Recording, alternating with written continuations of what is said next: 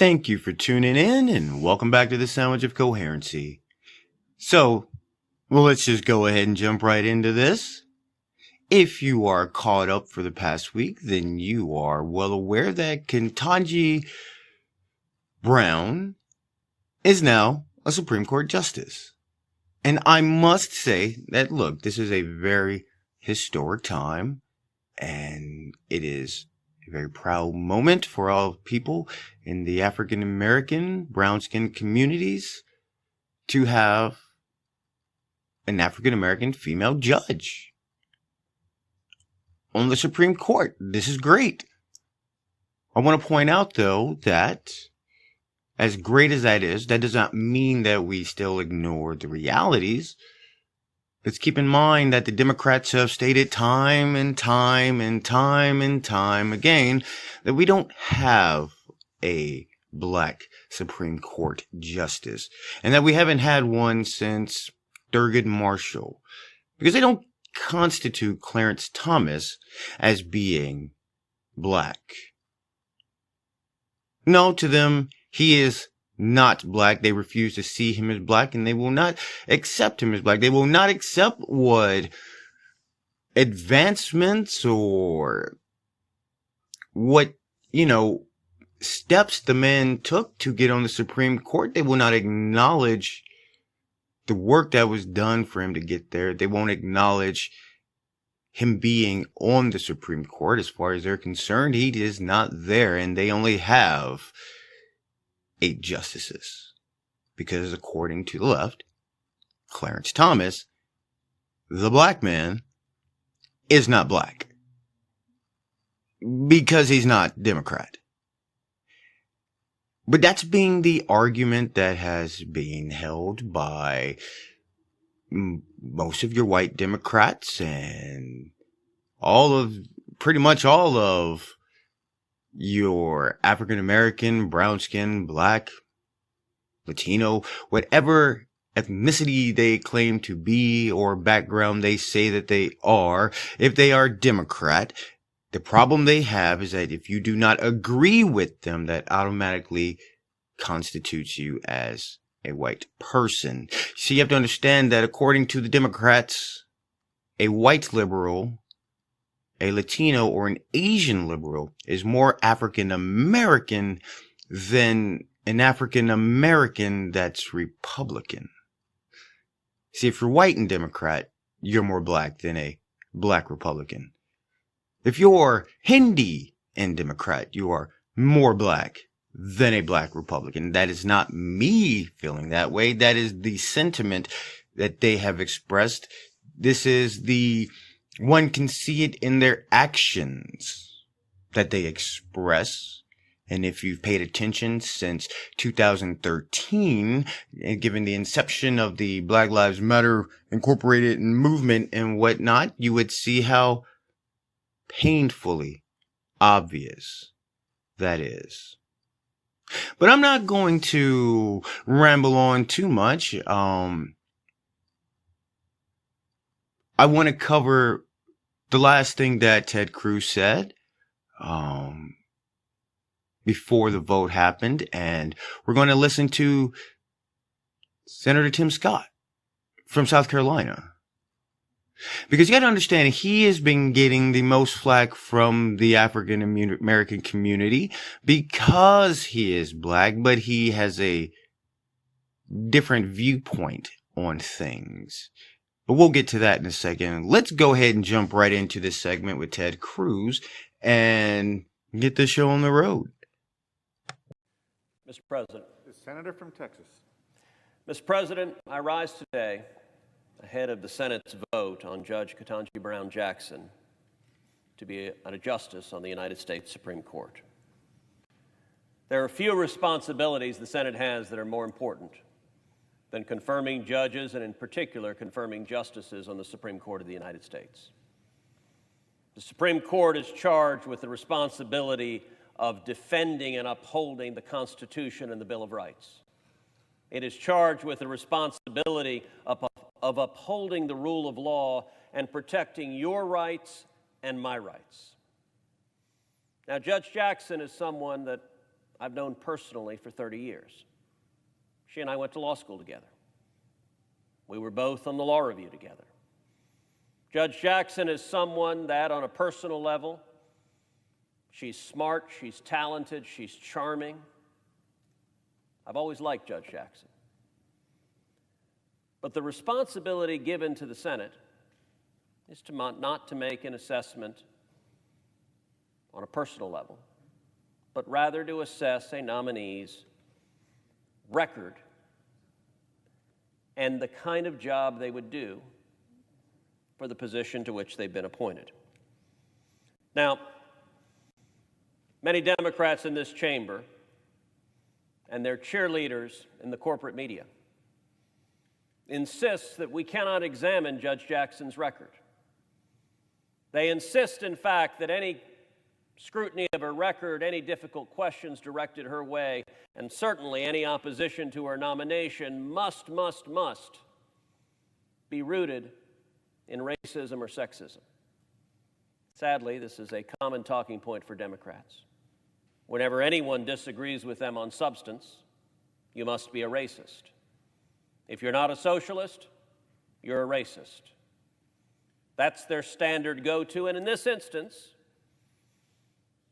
all should acknowledge and should celebrate the historic milestone that would be having the first African-American woman serve as a justice on the Supreme Court. Given our nation's troubled history on race, that is a major and important milestone. I would note, though, that the Democrats celebrating that fact,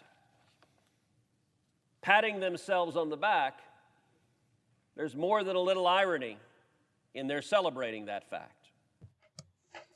And before he continues with explaining the irony of them celebrating that fact, I want to harken back to what he just said about, the idea of questioning Ms. Brown's record is akin to racism. And doesn't matter what race you are.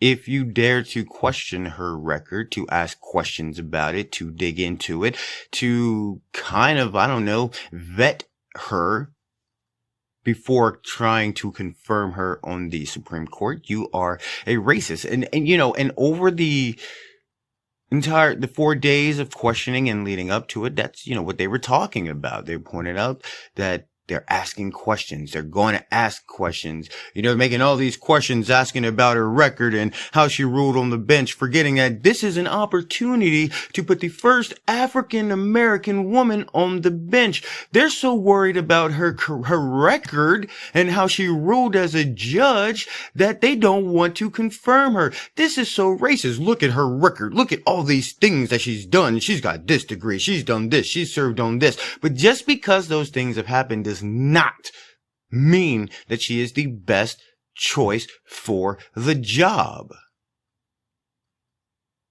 If you've got a guy who's had his license for 20 years and he's getting into accidents every 3 to 4 months, speeding tickets all the time, he's being busted for driving whilst drunk.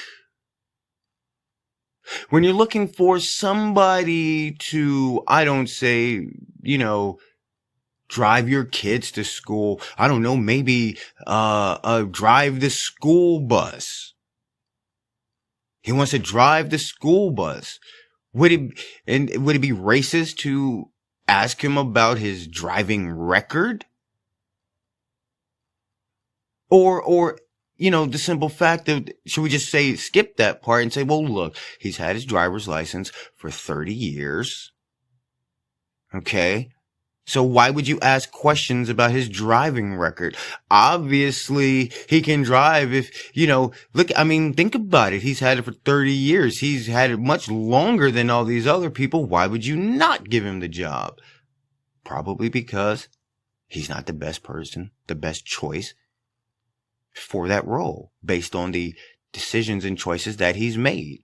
And as far as Ketanji Brown Jackson goes, sure, she can have all the degrees, and yes, she has many accolades, and yes, she has many more than They're the Supreme Court justices, and some of them that are actually on the bench at the current moment. There's no refuting that. Nobody's arguing that part. But what they're saying is based off her record, she probably is not the best choice for that position. I mean, it's sympathizing in your courtroom. And we've played the recordings, we've played the transcripts being read back. So sympathizing with pedophiles and child molesters in your courtroom during sentencing, giving them sentences far less than what was recommended by federal sentencing boards. Many of those people returning right back to jail for the very crimes that they committed to begin with, diddling little children, and transferring movies and films and stuff of that nature of little children in very compromising situations. People ask questions about that. People want to know, why are you doing that? And again, there's even more to it, but we'll let Ted Cruz continue with this next bit. Because the reason that we have not to date had an African-American woman on the Supreme Court, a major reason, is that the Democrats, who are so proud of themselves, filibustered a qualified African-American woman nominated to the U.S. Court of Appeals for the D.C. Circuit. Her name was Janice Rogers Brown. She was a justice on the California Supreme Court. And 20 years ago, President George W. Bush, a Republican, nominated her to the D.C. Circuit. And Senate Democrats realized that a qualified African-American woman on the D.C. Circuit was a real threat to go to the U.S. Supreme Court. And Janice Rogers Brown is a conservative and a constitutionalist, and for Democrats, that was unacceptable. And so Democrats filibustered Janice Rogers Brown. Chuck Schumer filibustered Janet Rogers Brown. Joe Biden filibustered Janice Rogers Brown. Dick Durbin filibustered Janice Rogers Brown. Pat Leahy filibustered Janice Rogers Brown. Dianne Feinstein filibustered Janice Rogers Brown. So now all the Democrats who are celebrating putting the first African-American woman on the Supreme Court have themselves to thank for that, because it could have happened 20 years ago. But in Senate Democrats' way of viewing things, if a black woman or a black man or an Hispanic woman or an Hispanic man dare to disagree with leftist orthodoxy, they do not count. Indeed, it was not just Janice Rogers Brown. Democrats also filibustered Miguel Estrada to the D.C. Circuit. Miguel Estrada, an advocate with suburb credentials, were criticized, as the staff for Senator Ted Kennedy wrote at the time in internal memos, quote, they should filibuster him, quote, because he is Hispanic. Mr. President, this was before your time and my time in this body. But here's what Ted Kennedy's staff told him. They, quote, identified Miguel Estrada as especially dangerous because he is Latino. That is racism, which the Democrats put in writing. If you're black, if you're Hispanic, we will target you, we will filibuster you, we will block you. And that's what they did. That's what they've done. He continues to point out and go on, about what we just talked about, that for the past 30 years, that's what they've done to Clarence Thomas. Because according, like you said, according to the Democrats, he's not black. Now, the names he pointed out, Durbin, Feinstein, Schumer, all of them, These are the people that are championing Ms. Brown to you. How so much they're on your side. Look what we're doing. We're giving you a black Supreme Court justice. Yes, look, vote for us come November. Look what we did. This is nonsense. And the fact that people can't understand that your racial identity is being gatekept by the very same people that you're telling everybody they're supposed to hate. You're screaming negative, hate white people this, hate white people that, unless you're Democrat, and then you go along with us. So then we don't hate you as much. Understand this, Joe Biden, all of them. They're all here telling you, here's a chance to have an African-American woman on the Supreme Court. We're changing things. Look at us. We're trying to improve things and let you see how racially diverse we can be. Though 20 years ago, they denied an African-American woman and a Latino. And they literally told you, we don't want these. These are, as black people, you are not allowed to have these. We, as your white liberal gatekeepers, have decided that this black woman, you are not allowed to put your faith in. This Latino man, you are not allowed to put your faith in. No, you can only be for the black people that the white Democrats tell you to be for. They're the ones screaming that even black people talking about, there's only a few black people in Congress and in the Senate and the House and all of this. There's only a few. And the one, Tim Scott, he voted against Miss Brown. Even people call him an Uncle Tom. Hey, I'm not sure if you caught this before, but Uncle Tom freed the slaves. So technically you're pointing out the fact he's making the right choice. Because the same people that are telling you that Kentaji Brown is the one that this is the Negro that you can have. This other one,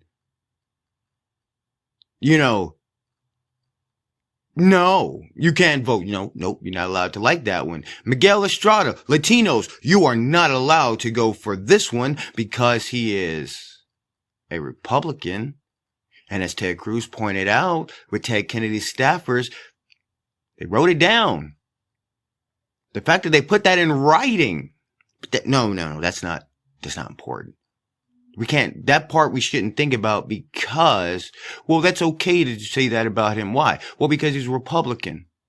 So basically what the Democrats are saying is that it's okay to be racist against people if they don't align with you politically. If you're a black man and you don't agree with the Democrats, it's okay to be racist towards you. If you're Latino and you don't agree with the Democrats, it's okay to be racist towards you. If you're Asian and you don't agree with the Democrats, it's okay to be racist towards you. This can be seen, especially recently during the San Francisco school board elections they had, where many of the people wanting to put this critical race theory type nonsense and all this woke agenda education on the heads of children were actually voted out of position.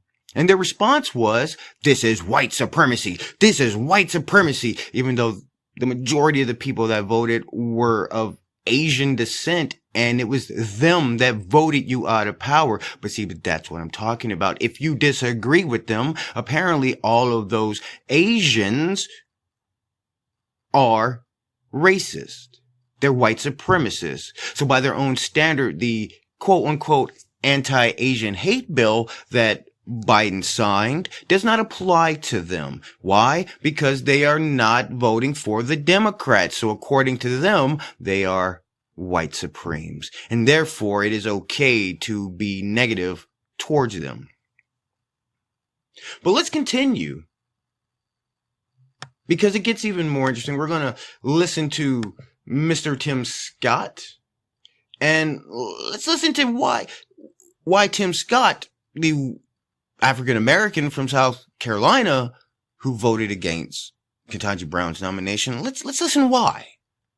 This. What is so offensive about what Joy is saying is that a black man cannot think for himself. I have to follow somebody else. That is the most ridiculous thing I've ever heard, but it reinforces the liberal elite's approach to minorities who will not fall in line and do what they tell us to do. There are millions of Americans who happen to be black, who want to think for themselves, who will think for themselves, but the power of the liberal elite wants to attack us like vicious dogs because they do not want anyone standing up opposed to what they are doing, leading our country in the wrong direction. It is vile, it is offensive, and we should stop allowing the liberal media to push these stories by their hosts that want one thing and one thing only: progressive liberal policies that make it harder for African Americans, not easier. Now, he's exactly right. And this is what I've been saying the whole time.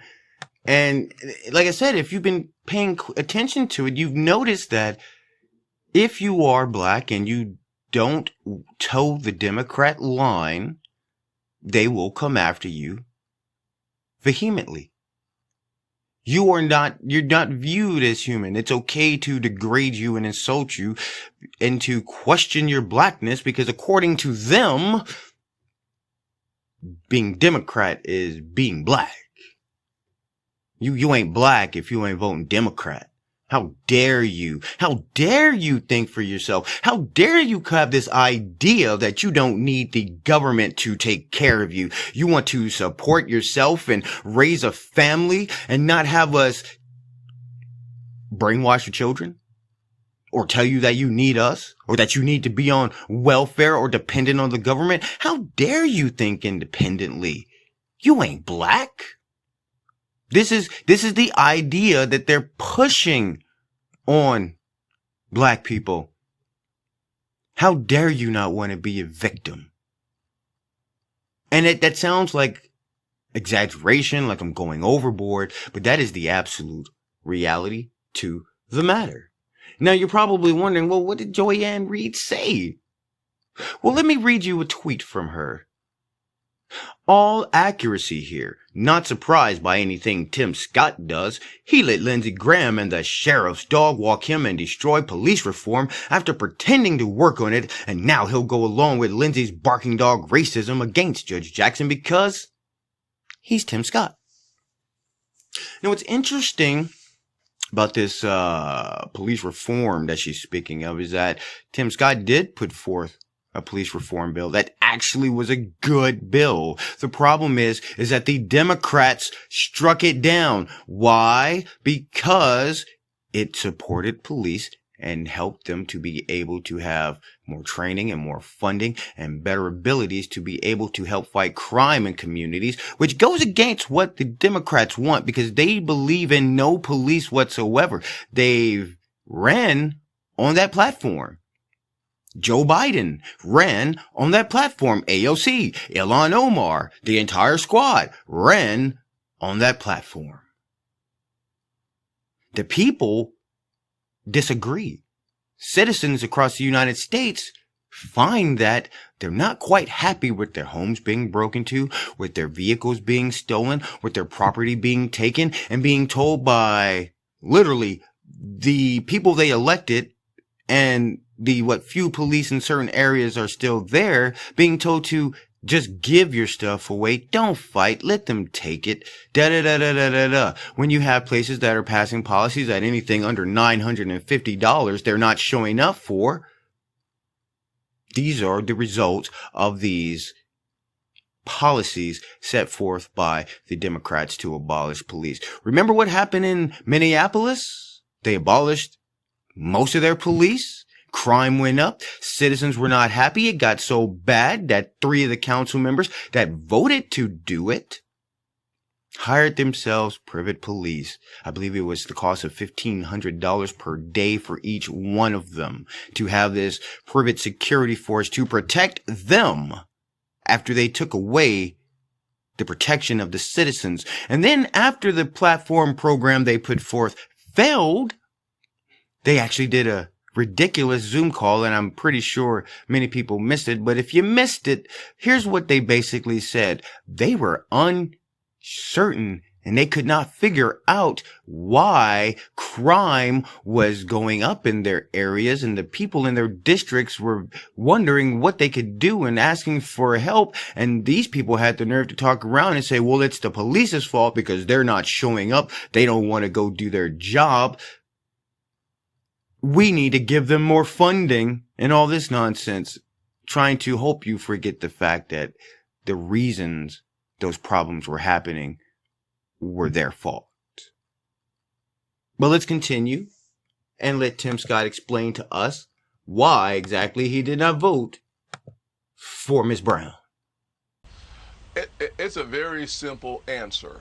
I did not vote for her for a lower court because I believe that her judicial philosophy is inconsistent with what is in the best interest of our judiciary. Can you imagine me then coming back and changing my mind on a more important, the most important seat in the judiciary? The Supreme Court of the United States. It's not Biden's Supreme Court, it's America's Supreme Court.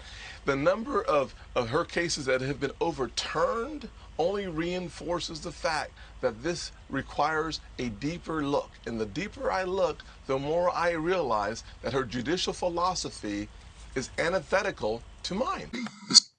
Now, it's important that I played that last part for you, because what you have to understand is that from that tweet that I just read of Joy Reid, where, what exactly did she say? He lit Lindsey Graham. And the reason it's hilarious is because she points out Lindsey Graham. Well, guess what? Lindsey Graham actually voted for Ketanji Brown to be on the DC Circuit Court. We played that and he explained why he voted for her on the DC Circuit District Court. So long story short, she is hoping that you haven't been paying attention and that her racially charged statement will not be investigated and it'll completely go unnoticed. Well, guess what, Miss Reid? We're paying attention. And we know that Lindsey Graham voted for her on the DC court. So if he voted for her and Tim Scott didn't, why didn't Tim Scott vote for her when Lindsey Graham did? Did the sheriffs not have enough control over that boy?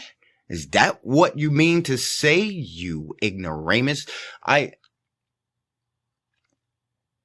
can't understand what is absolutely wrong with these talk show hosts. You know, they literally, that's what they are. They're talk show hosts.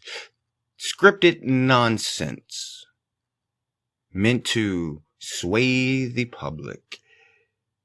That's it. I mean, and I gotta say, I can't believe that this woman would take herself seriously. I thoroughly believe that on this show that she does, she is putting on a character. It is an act. There's no way that she goes home and actually thinks this stuff, actually says these things, and actually believes it enough to preach it to her own friends and family. I wonder, does she cut them off if they disagree with her? I don't know. But again, these things are important. And I want people to understand this going forward. You know, keep your eye out on rulings, the decisions that she's on moving forward on the Supreme Court. Read her arguments. I have this funny feeling that once she actually is working on the bench, once we read her arguments for the first few cases she's a part of, I'm pretty sure that all those people who were like, yeah, don't worry about her record, you should do it just because of her skin color and what she has between her legs. Doesn't matter if she's qualified or not, you should just do it because of her skin color and what's between her legs. I'm pretty sure that most of those people, despite how much they'll hate it, they're going to start admitting that, yeah, she was probably the wrong person to give hold on here, lifetime appointment on the Supreme Court. But we're going to wait and see how that goes. Let's hope that she proves us wrong. I mean, Democrats had a view of Kavanaugh and Amy Barrett, and they've ruled along lines that the Democrats actually agreed with. And the sad part about it is that the Democrats were still unhappy about that, which goes to show again that you cannot make these people happy no matter what you do. But like I said, we're not going to jump to conclusions. We're going to wait and see what happens. But I thank you for tuning in, and we'll catch you next time.